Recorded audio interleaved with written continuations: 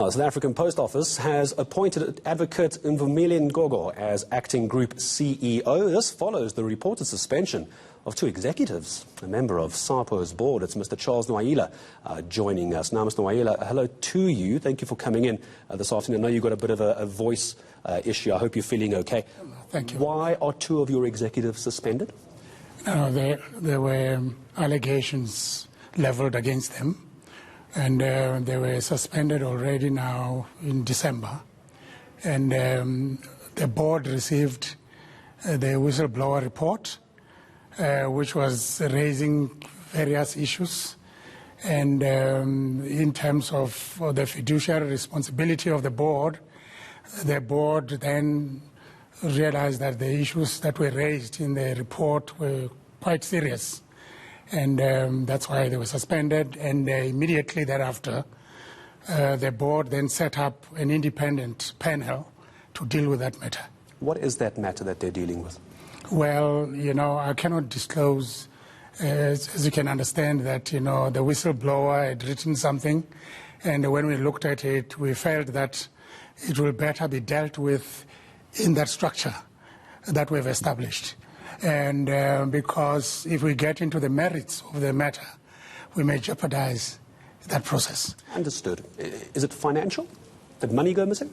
Well, it's a number of irregularities that, in our view, especially in terms of King 4 report, the board, is the custodian of good governance.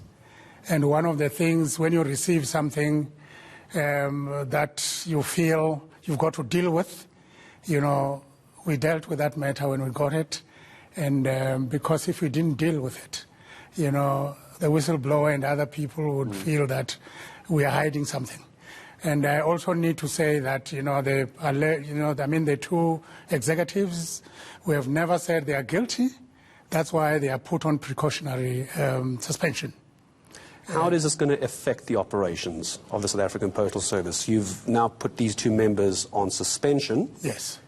They're very high-ranking executives as well. How is this going to affect the South African Postal Service? Because you'll be in agreement with me, I'm sure, that the South African Postal Service is still trying to get its public image back under control. No, absolutely.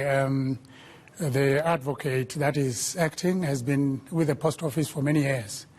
And he was appointed to continue with the rest of the work that has been done, supported by the other executives as well as the board. And, in